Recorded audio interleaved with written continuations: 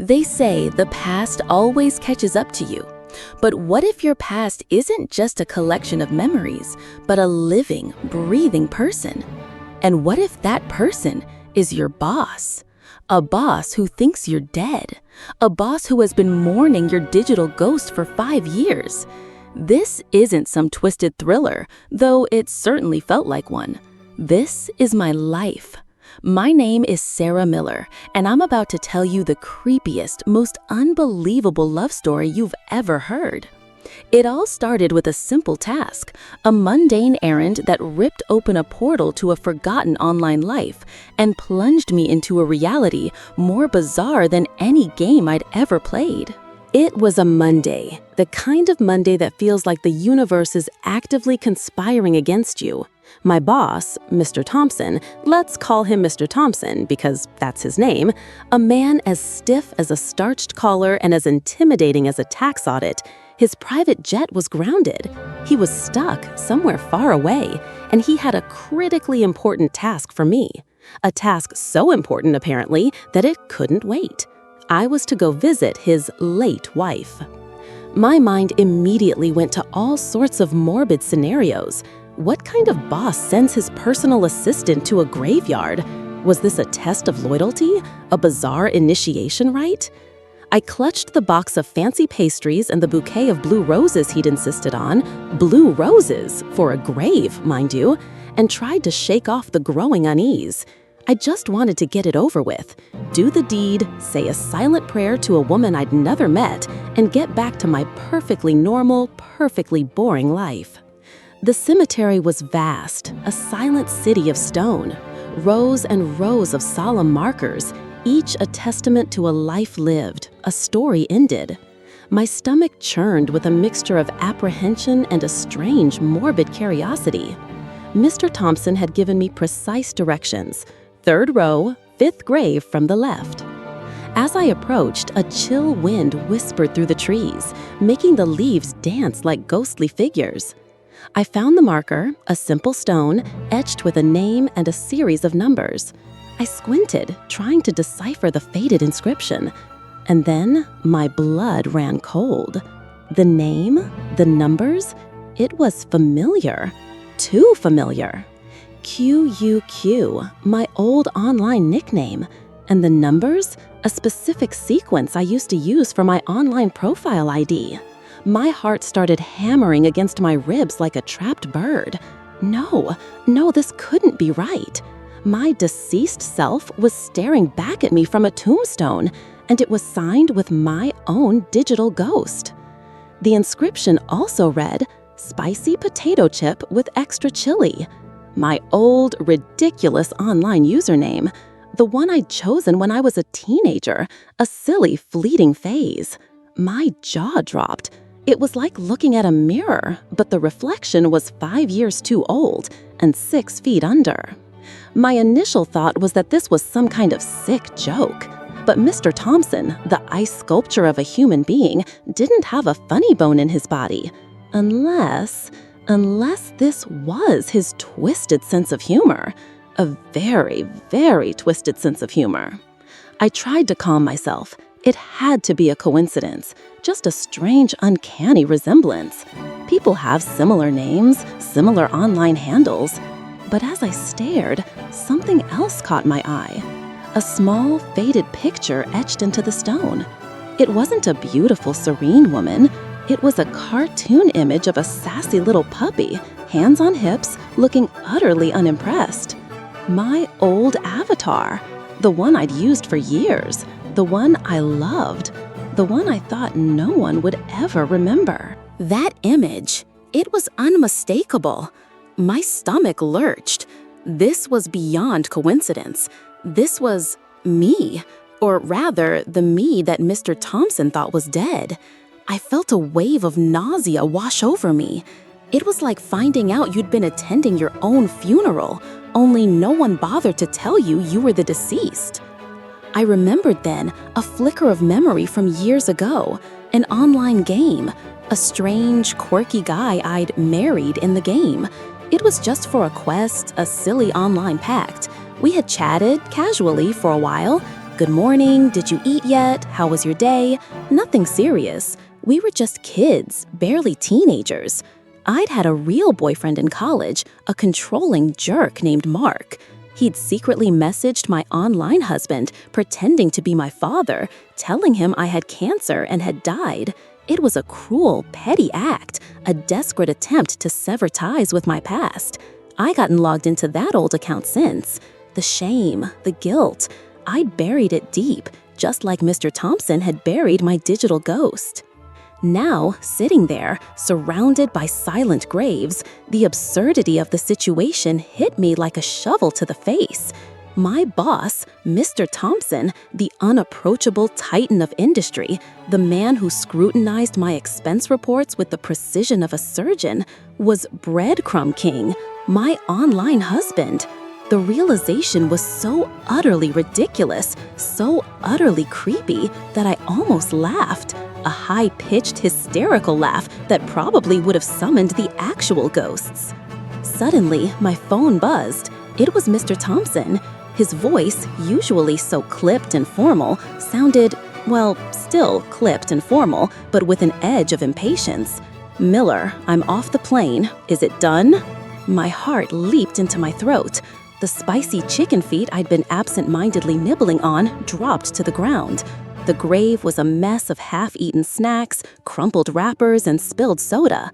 The only pristine item was the untouched blue rose cake. "Yes, Mr. Thompson, all done. Everything's perfect," I stammered, frantically trying to shove the evidence into a plastic bag. He hung up. "Good, I'm on my way." I froze. He was coming here? Now? My mind raced. What would he do when he saw the grave? Would he realize I wasn't the same person who had so painstakingly arranged everything for his dead wife? Or would he realize I was his dead wife who wasn't so dead after all? The second option was far more terrifying. This was a nightmare, a digital, reanimated nightmare. Panic set in, pure, unadulterated panic. I had to do something, anything. As I heard the distant hum of a luxury car approaching, my brain, in a moment of pure, unadulterated terror-fueled genius, sent a text message, a quick, desperate plea. "Mr. Thompson," I typed, "I'm here. Your Breadcrumb King account? I'm alive. I just got back from overseas." The Rolls-Royce glided to a stop. Mr. Thompson emerged as immaculate and imposing as ever. His eyes, usually so sharp and piercing, widened as he looked at his phone. He stopped dead in his tracks.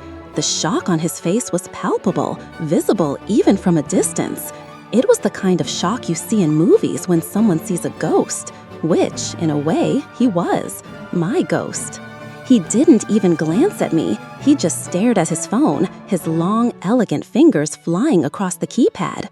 "Who are you? Why are you logged into this account? Are you trying to scam me? Don't touch this account. I'll transfer whatever money you need." The messages came thick and fast, a torrent of frantic, disbelieving words. I couldn't even keep up. Then he called, a video call, and simultaneously, my phone rang. In the deathly silence of the graveyard, my ringtone, a cheesy pop song about money, blared out. "Money, money, money, make it rain." It was utterly, spectacularly inappropriate. Mr. Thompson's head snapped up, his eyes, cold as glaciers, fixed on me. "This is a cemetery, don't disturb the departed," he snapped. I clutched my phone, feeling a hot flush creep up my neck. I bolted, stumbling over a stray branch, and frantically answered, pretending to be talking to someone else. "Breadcrumb King, Breadcrumb Ting, it's me. My illness is cured. I just got back." I yelled into the phone, hoping he wouldn't recognize my voice. He hung up, but then a message came through, a flurry of messages actually, from Breadcrumb King. "Breadcrumb wants to meet you." My stomach dropped. This was going to be a long week. I opened his spam folder, diligently deleting the usual junk, but then there it was, an email from Spicy Potato Chip with Extra Chili. My heart stopped. I hadn't sent it. I knew I hadn't. Mr. Thompson's voice, full of unexpected eagerness, came from behind me. "Well, open it." Before I could, my colleague, bless her oblivious heart, knocked on the door. "Mr. Thompson, your call with the Tokyo office is in 5 minutes." He nodded, then looked back at me, a silent plea in his eyes. I quickly opened the email. It wasn't from me. It was from Mark, my ex-boyfriend, and it was pure, unadulterated venom. "You pathetic loser," Mark had written. "You spend all day playing games. Can't you find a real girlfriend? I can imagine you, 100 pounds overweight, covered in acne, just pretending to be someone's husband online. I'm warning you, don't pretend anymore, or I'll travel thousands of miles to deal with you." My blood ran cold. The date of the email was 3 days before I'd blocked Breadcrumb King. Mark must have sent that, and then, not satisfied, pretended to be my dad and announced my death. He really was a monster. I didn't dare turn around. Mr. Thompson stood behind me, silent, unmoving. "Mr. Thompson," I began, my voice barely a whisper. After a long moment, he said, simply, "Delete it." My fingers trembled as I pressed delete. He turned and walked back to his office, his face a mask of stone. I felt a strange mix of relief and disappointment. He was finally seeing me for who I really was, a fraud. This was it. The meeting tonight would be off. He'd probably fire me, and honestly, it would be a mercy. But then, at lunchtime, a message popped up on my phone from Mr. Thompson. "Breadcrumb King, have you eaten yet? I'm looking forward to seeing you tonight." I choked on my soup, coughing violently. My colleagues patted my back. "What's wrong, Sarah? Did Mr. Thompson make you work overtime again?" Tears welled in my eyes as I nodded, frantically typing a reply. Breadcrumb King, I have an urgent meeting tonight. I have to work overtime. I can't make it." I couldn't go. What if he had a trap set for me? What if he was just trying to get me to confess, to humiliate me? His reply was simple, "Okay." And then my office phone rang. "Secretary Miller, dinner tonight is canceled." My heart leaped. "Yes, Mr. Thompson, so the flowers and cake, I should cancel those too?" "No," he said, his voice clipped. "Have them delivered to my house tonight." 8 p.m. My phone rings. It's Mr. Thompson. His voice is tight with irritation. "Where's the cake? I'm starving. I've been waiting forever." I immediately checked the delivery app. The driver had been stuck in the same spot for half an hour. "Hello? Sir, your order." Before I could finish, the driver interrupted. "Sorry, my motorcycle broke down. I've asked a colleague to pick up the order, but it'll be a while. If you can't wait, you can cancel. The company will compensate you." "How long is a while?" I asked, my voice rising in alarm. "About an hour? Sorry." "The issue isn't canceling or not canceling," I practically screamed. "It's my boss, the man who canceled a romantic dinner because he couldn't get his damn spicy potato chip with extra chili cake. He's probably lying there, lonely, just wanting a slice of blue orchid cake to soothe his soul. If he doesn't get that cake tonight, the whole company will suffer tomorrow." I took a deep breath. "Sir, I'll come get it myself. I'll be there in 10 minutes." The flowers and cake were still in the delivery driver's car, thankfully undamaged. Clutching the bouquet and the precious cake, I raced towards Mr. Thompson's luxury apartment complex. As I burst through the gate, I collided with someone, sending the blue roses flying across the pavement. "Are you kidding me?" I shrieked, utterly at my wit's end. A familiar voice, laced with annoyance, snapped back, "Watch where you're going." My head snapped up. It was Mark, my awful ex-boyfriend. He looked surprised, then a sneer spread across his face. "Oh, Sarah Miller, who's the sugar daddy who sent you these flowers?" I bent down to retrieve the scattered roses, not bothering to engage. "None of your business." But he wouldn't let it go, blocking my path. "You were so eager to break up back then. I knew you'd found someone with money. With your looks, who else would even bother?" Mark was a repulsive, pathologically controlling man. He'd forbidden me from talking to other guys, claiming it was because he loved me. I couldn't stand it and finally broke up with him. It turned out he was cheating on me all along, which made the breakup much easier. Even after we split, he still bothered me constantly until he found a new wealthy girlfriend. I couldn't believe I was running into him here, of all places. I was desperate to get to Mr. Thompson's apartment. I tried to push past Mark, but he grabbed my wrist, his eyes gleaming with malicious intent. So, I was right, wasn't I? You can't even say a word to me now. Blue roses and a blue orchid cake from X Bakery. Are you being kept? The cake and flowers are so expensive, and you live in this kind of complex? Shut up! Stop talking nonsense! I hissed, my blood boiling. He twisted everything, made everything sound disgusting. See, I told you, no one else would even look at you besides me. Let go of her hand. Mr. Thompson's voice, cold as ice, cut through the night. My entire body froze. I slowly turned. Mr. Thompson stood there, impeccably dressed, his eyes dark and unwavering. Mark immediately let go of my hand, a mocking laugh escaping his lips. Is this your sugar daddy? Does he know you have a husband online? My heart pounded, my eyes stinging with unshed tears. Shut your mouth, I snarled. Mr. Thompson stepped in front of me, shielding me from Mark's gaze. His eyes, sharp as knives, bored into my ex. I am Sarah Miller's boyfriend. I'd appreciate it if you showed some respect. I stared at him, bewildered. My hand instinctively reached for my phone and dialed the building management. Hello, there's a suspicious person at the entrance of my building. Please handle it. Mr. Thompson took the cake from me, motioning towards the building. I followed him, feeling Mark's venomous gaze burning into my back. I shivered, then, without thinking, linked my arm through Mr. Thompson's. He stiffened slightly. I could see the tips of his ears turning a faint shade of red. The building's management chat group immediately exploded with messages. As his assistant, I was, of course, in the group. I usually handled his service fees and contacted the concierge. A photo of Mark, lurking suspiciously around the building, quickly circulated.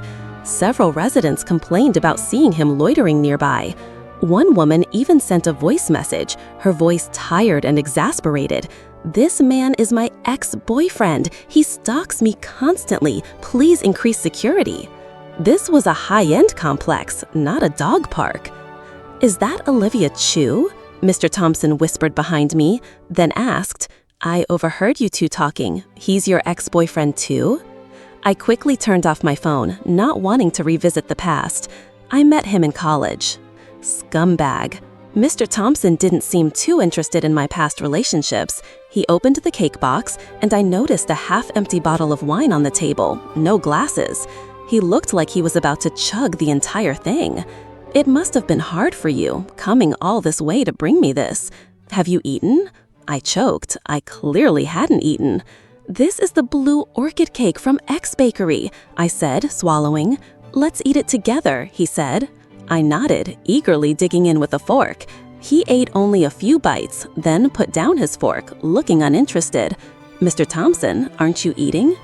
Actually, I don't like it, he said, his voice flat. My ex-girlfriend did. I nearly choked on a mouthful of cream. As his assistant, I shouldn't pry into his personal life, especially gossip like this. But the subject of this gossip was me. I couldn't resist. Didn't you book a restaurant this afternoon? Mr. Thompson chuckled softly, a hint of self-deprecation in his voice. My ex-girlfriend. I only loved her unilaterally. He tilted his head back, taking 2 large gulps of wine. I secretly took another bite of cake, listening intently. I thought we were in a long-distance relationship, he said, his voice laced with sadness. But I found out from that email today that she already had a boyfriend. 5 years ago, she said she had a serious illness and passed away. It was all a lie, just an excuse to get rid of me. Even today, she still doesn't want to see me. Perhaps in her eyes, our relationship was just ridiculous. I had never seen Mr. Thompson so dejected. It was a stark contrast to his usual cold, distant demeanor. He usually seemed so utterly composed. It must be the alcohol, I told myself. Normally, he's as cold as ice, but drunk, he's full of stories. This has nothing to do with me. "Spicy potato chip with extra chili," I said, trying to comfort him. "A good person like you, it's her loss for not appreciating you." Mr. Compson shook his head firmly. "She's very talented." I was speechless. Even though I have money, I never had friends growing up. When I was a child, I was fat, ugly, and insecure. I wasn't good at studying either. When I met her, I finally dared to speak up. She was like my confessional tree. She listened to my every thought every day. I racked my brain trying to recall. At that time, I was in high school, and I was constantly bombarded with stories from some anonymous rich relative. I thought he was either delusional or just incredibly bored, so I just played along to humor him. He continued, "Back then, I was a terrible student, but she got into Stanford. She even encouraged me, telling me I could do it too." My stomach tightened. I swore I would be worthy of her, study at the same university. He sighed, a heavy, tired sound. That year, I studied desperately, lost weight, all because I wanted to catch up to her. But when I actually got into Stanford and mustered up the courage to ask her to meet, I received the news that she had a serious illness. Mr. Thompson finished, then glanced at me, completely frozen. "Stanford?" She said she got into Stanford. I just wanted to slap myself. "Sarah Miller, how could you be such a liar?" Mr. Thompson, sensing my disbelief and fueled by the alcohol, pulled out a picture from his pocket. "It's true, she sent me this picture once." The photo showed a girl standing in front of the Stanford gate, but it wasn't me. I had no idea who it was. It was probably just a stock photo or someone's profile picture. Who didn't have a few friends who were exchange students and took orders for American goods? Mr. Thompson, visibly drunk, stared blankly at the photo. His eyes filled with such tender longing that it made my face burn. I couldn't sit there for another second. The blue orchid cake on the table was almost gone. "Mr. Thompson, it's getting late. I should head home." The resident chat group was still arguing fiercely. Someone said Mark was still lurking outside the complex gate, urging security to chase him away, but management said they were only responsible for inside security. Outside the gate was out of their hands. I hesitated. He was definitely waiting for me. Mr. Thompson called out to me, "Do you have a driver's license?" I nodded blankly. He tossed me a set of keys. "The driver's gone home. Take the car from the garage, it's safer." I looked at the keys with the luxury car logo, swallowing hard. Mr. Thompson slumped back on the sofa, looking like he was about to pass out. "The driver's off tomorrow. Remember to pick me up in the morning. Don't be late." In the parking garage, I settled into the driver's seat, taking a deep breath. He actually trusted me to drive this thing. But wait, where was the gear shift? I fumbled around for half an hour, Googling and watching tutorial videos before finally figuring out how to start the car. I was about to give up when a new photo appeared in the resident group. A shadowy figure standing near the parking lot, looking very suspicious. Everyone was buzzing, saying it looked like a pervert and urging Olivia Chu to be careful. The person who needed to be careful was me. I gritted my teeth, stepped on the gas, and drove out of the garage. I couldn't sleep all night. Every time I closed my eyes, I saw Mr. Thompson's heartbroken face staring at that picture. It was so different from his usual demeanor. The sober Mr. Thompson and the drunk Mr. Thompson were two completely different people. At 6 a.m. the next morning, I drove that supercar back to his house to pick him up. He was sober again, back to his usual, cold, unapproachable self, like a different person entirely. "Why are you so early?" he asked. "I was afraid of rush hour traffic," I mumbled. He seemed to regret giving me the car, walking around it, inspecting it carefully, then frowning. "Get in, I'll drive." I sighed in relief, about to open the back door, but then hesitated. If he drove and I sat in the back, it would be like making him my personal chauffeur. So I should sit in the passenger seat. But what if the passenger seat was a special spot reserved for a spicy potato chip with extra chili? I asked cautiously, "Mr. Thompson, can I sit in the passenger seat?" He didn't even look at me. "Get in quickly, or you can take the bus." "Yes, sir. Yes, sir." The whole way, we didn't say a word. Actually, Mr. Thompson had said more to me last night than he had in the entire 2 years I'd been his assistant combined. As I was lost in thought, he suddenly spoke. "Secretary Miller," he said. I jumped. "Yes, Mr. Thompson?" "What happened last night when I was drunk is my private matter. I hope you won't tell anyone." I turned around and made a serious zipping motion across my lips. "I understand, Mr. Thompson. You can trust me." "Good. We're here. Get out." I got out first. He drove the car into the parking lot. Mr. Thompson wasn't as indifferent as I thought. The moment I turned around, oh my God, the entire staff was standing at the company entrance, staring at me as if I were a ghost. "Sarah Miller, what's going on? Did the CEO give you a ride? Did you two come to work together? You sat in the passenger seat? Is our company about to have a CEO falls for his assistant drama?" I quickly waved my hands. "Don't be silly. I was with Mr. Thompson from 6 a.m. doing a project survey." I've always been a natural liar, ever since my online dating days. The colleagues' faces shifted from eager gossip to pity. No wonder Cinderella can never love the prince. She can only work for him.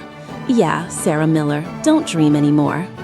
I couldn't get any work done that morning, just surfing the web and reading CEO romance novels.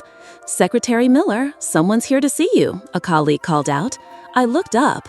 Mark was standing at the company entrance. I frowned, stepping outside, cautiously eyeing him. "How did you find me here?" Mark no longer had his mocking expression from last night.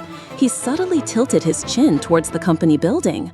"So, you latched on to the CEO of the Thompson Group, huh?" I bristled, pulling out my phone to call security. Mark grabbed my hand, a half smile playing on his lips. "Sarah Miller, I'm here to discuss a collaboration. Hear me out."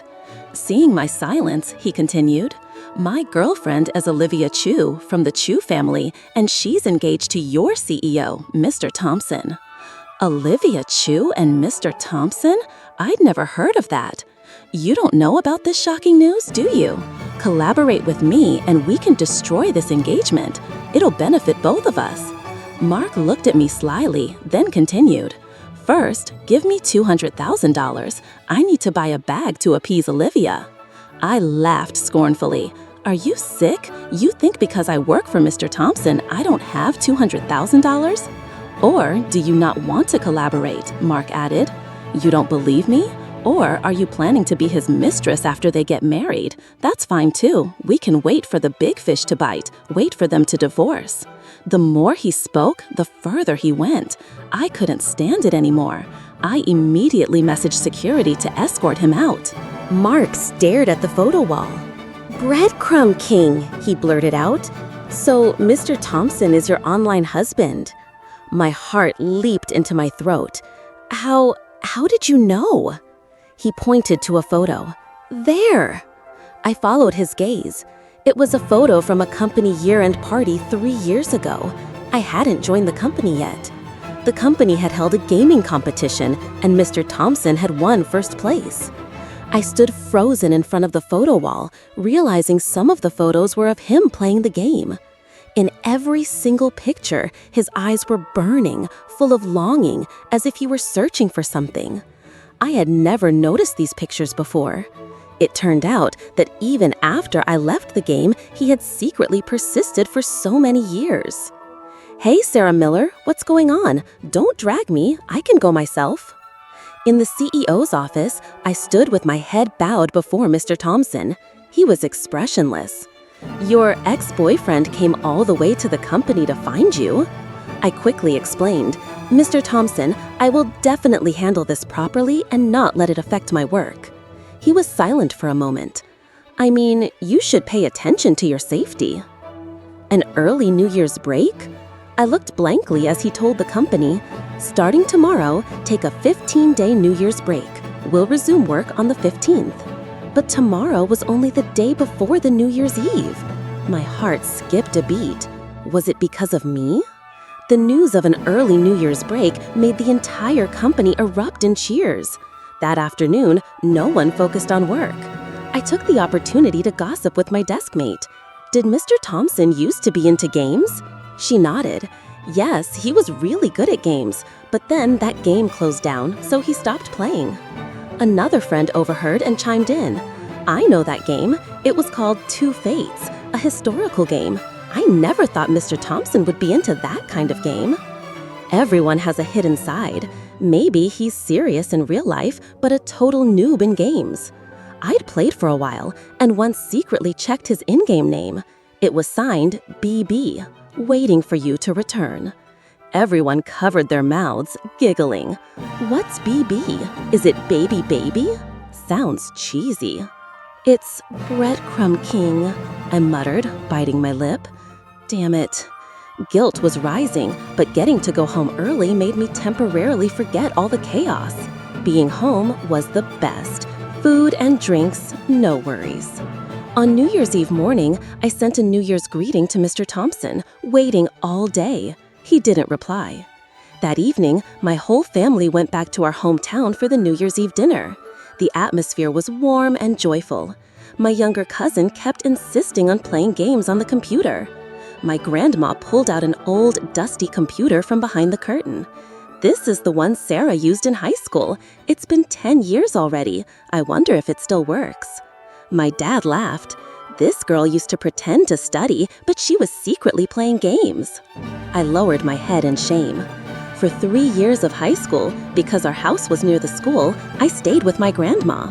Every night, I would game until 1 or 2 a.m. Grandma thought I was studying, but in reality, this computer probably still had the chat history between Mr. Thompson and me from 5 years ago. I found an excuse to get up and handed my phone to my cousin. "Here, you can borrow my phone to play games." His eyes lit up. This computer is so boring. It's so slow.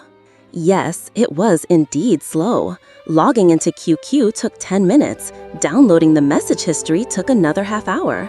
The New Year's Gala on TV was halfway through and the computer froze 5 times. The old messages appeared segment by segment. Today, I saw my dad again. "Breadcrumb King, you know what? It's been 3 years since my dad and I saw each other." "Your dad went to jail?" "No, he's busy. He never cared about me. Just send money." It's good to have someone give you money and not bother you, right? I feel like a failure. I thought they were friends, but it turns out everyone was just waiting to cheat me out of money. If you have money, you don't need friends. You're strong enough on your own. But it's lonely without friends. You have friends. You have me. Today, the housekeeper stole my watch. I'm wondering if I should report her to the police. Do you have proof? Yes, I saw her hide it by the bedside with my own eyes. It's not the first time she's stolen from me, but she's been taking care of me since I was little. Do you not want her to go to jail for decades? It's just stealing. It probably won't be decades, unless the amount is huge. Is a few million considered huge? Then just steal it back yourself. That's a good idea. Breadcrumb King, if one day you find out I'm completely different in real life than in the game, would you be disappointed? No. I'm also different in real life than in the game. But no, I'm also different in real life than in the game. But I think you're very cute, like a little sun. Here, Breadcrumb King, look at this. It's Mount Fuji. I remember you liked the song Under Mount Fuji, so I took a picture and sent it to you. Wow, it's beautiful. Did you go to Japan? I went to Japan to visit my mom. Oh, have a nice holiday. Not nice at all. Too many people. Doesn't look any different from TV. That little chubby kid in the corner was so cute. You think he's cute, he's fat. So what if he's fat? He's still cute. Don't judge a book by its cover. Fragmented conversations like these. We had talked for 3 years. That photo of Mount Fuji from back then, I thought it was just a random internet picture. Now, looking closely, the chubby kid in the picture, I recognized him immediately. It was Mr. Thompson from back then. He was almost 220 pounds, and in his hand, he was holding a handwritten note that said, "To spicy potato chip with extra chili, taken just for me." But he had hidden it so well, if I hadn't zoomed in, I would never have seen it. People really shouldn't look back at the past. Otherwise, they'll be overwhelmed with all sorts of emotions. "Sarah, come eat sticky rice cake," my dad called. It was almost noon. At the dining table, the elders had already had a few drinks. They ate and cheered. Sticky rice cake with wine. The more you eat, the more it tastes. Really, let me try. They had 3 sticky rice cakes, 1 glass of wine. I had 3 glasses of wine, 1 sticky rice cake. Soon, I started losing control. I snatched the phone from my cousin's hand, ignoring his pathetic cries. Alcohol gave me courage. I had to confess. No, not confess. Admit. The phone connected. Mr. Thompson's cold voice answered. "Hello." I asked him directly, without beating around the bush. "Mr. Thompson, why didn't you reply to my message?" "I don't reply to mass New Year's greetings," he said. "Sarah Miller, have you been drinking?" "It wasn't a mass greeting. I only sent it to you." My voice was distorted with indignation. Without waiting for his reply, I continued. "I have something to tell you. Can I tell you later? I'm about to board the plane." My mind raced. 10 days ago, I booked him a flight to Japan for New Year's Eve. Was he going to Japan to visit his mother? Mr. Thompson paused, surprised. "How did you know?" My nose stung and tears streamed down my face. "Will you take a picture of Mount Fuji for me?" He was stunned. "What did you say? Breadcrumb King? The chubby kid? I just saw your handwritten ID." I stammered, tearfully. The call ended. Immediately after, a video call came from the Breadcrumb King account. I answered. Mr. Thompson's face appeared on the screen. His eyes, behind his gold-rimmed glasses, stared at me, his expression unreadable. "Sarah Miller," his voice trembled. I, on the screen, cried.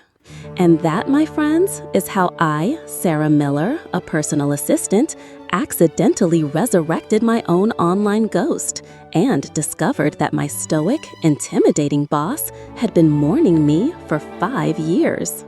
It was a messy, awkward, and incredibly bizarre confession. But beneath all the chaos, there was something real, something raw and vulnerable that I never expected from Mr. Thompson. The truth is, he had found something in our online interactions that he lacked in his real life: genuine connection, a safe space to be vulnerable, and a belief that someone saw him for more than his wealth or his status. And I, in my youthful naivete, had unintentionally provided that. I had become his confessional tree, a digital confidant. What's the lesson in all this? Well, for starters, be careful what you post online. You never know who's listening or how deeply they'll hold on to your digital self.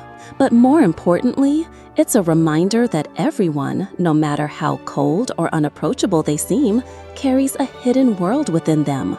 A world of dreams, insecurities, and unexpected longings. Sometimes, all it takes is a bizarre coincidence, a blue orchid cake, and a drunken confession to unlock it. It's a messy, complicated world out there, full of hidden depths and unexpected connections. And sometimes, the creepiest stories turn out to be the most human. The next morning was a blur. Mr. Thompson had booked a ridiculously expensive European restaurant for our reunion. $5,000 a head, average. I spent the entire morning glued to my computer screen, frantically scrolling through years of his old online messages. The good news? He treated me like a digital diary. He poured out his heart, told me everything from his biggest fears to his favorite flavor of ice cream. The bad news? I had absolutely no memory of ever pretending to be a wealthy exchange student who adored expensive pastries. He'd built up this elaborate, tragic persona for me, and I was me, just Sarah Miller, his assistant, who was now forced to impersonate her own dead online identity. "Secretary Miller, Mr. Thompson wants to see you," a colleague whispered, tapping my desk. I slammed my laptop shut, nearly dislocating my wrist. In his office, Mr. Thompson was a picture of pristine elegance: tailored suit, perfectly coiffed hair, and a bouquet of 99 blue roses on his desk. My throat went dry. 99 blue roses. The flowers he'd sent to my grave. "Yes, Mr. Thompson?" I stammered, trying to sound as professional as possible, while my mind screamed, "He thinks I'm his dead wife! He thinks I'm his dead wife!" "Order another cake," he said, his voice flat. "The blue orchid kind, right?" I blurted out without thinking. He paused, his gaze narrowing. "How did you know?" My heart hammered. "Yesterday, at the cemetery, I saw it," I mumbled, praying he'd buy it. He nodded slowly. "Right. Have it delivered by 7 p.m. And what was the restaurant name again?" he asked, reaching for his phone. "Alice Under the Moonlight," I said, again without thinking. He looked at me, a flicker of suspicion in his eyes. "You know that too?" I gulped. I manage your emails, Mr. Thompson. Important confirmations come through me." He grunted, a sound of vague recognition. "Oh, right. While you're at it, check my spam folder. See if there are any old emails from Spicy Potato Chip with Extra Chili from the last few years." My eyes widened. My dead self had emailed him? I nodded furiously, backing out of the office before he could ask any more questions, as if I'd ever sent him an email.